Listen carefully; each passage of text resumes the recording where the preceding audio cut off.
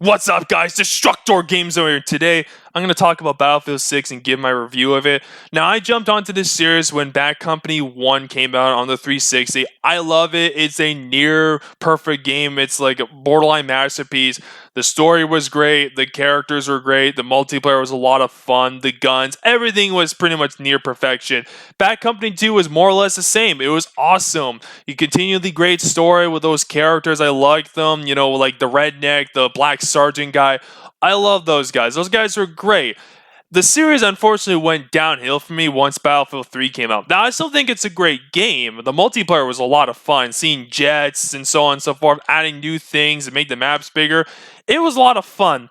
But the story was complete dog shit. It was boring and generic as fuck. I can't even remember like the characters. I think like the whole point of that story was like an interrogation because the fucking US soldiers like stole a Russian nuclear bomb or some shit like that. I can't remember the story because of that fucking dog shit. But after Battlefield 3, Battlefield 4 came out, and that's where I just completely jumped off from this series for the most part because, well, it was the same damn game as Battlefield 3, I find, but even more boring. Battlefield 1 had me back for a little bit, but I got bored of that after a while because I'm just not really into World War 1. And after Battlefield 1, I stopped giving a shit about this series because it just became a complete lolcow in my eyes. From like having a World War 2 game with a chick on the cover and how EA responded to their criticism, Battlefield 2042's whole existence, after seeing like Angry Joe's review and my dad playing, I was just like, what the fuck is Battlefield doing? So I had no expectations of that series being ever good again. But when the trailers started dropping for Battlefield 6, it looked pretty good. I was still like very cautious because, well, it's EA, because come on, who expects EA to actually make a good fucking game these days? Of course, no one did, but the trailers looked very good and it looked like a return to basics. So when I actually decided to actually play this game for myself, well, I was pleasantly surprised, at least in the multiplayer department. But let's talk about the campaign first.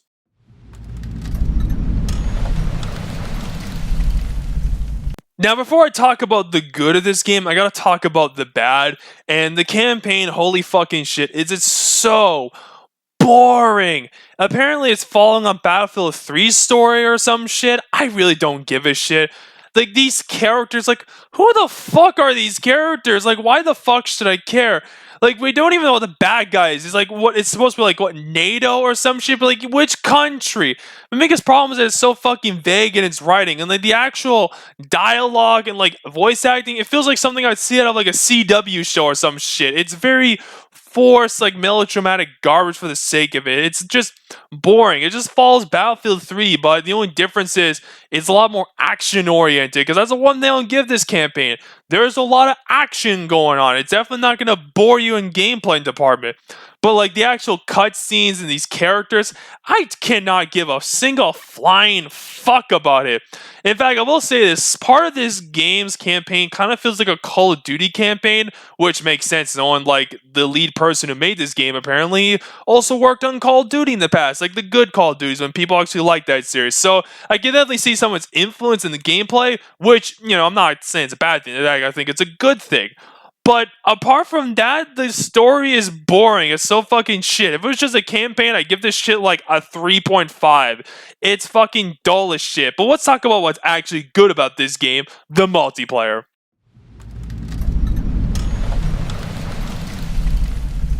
The multiplayer carries this game very hard, in my opinion.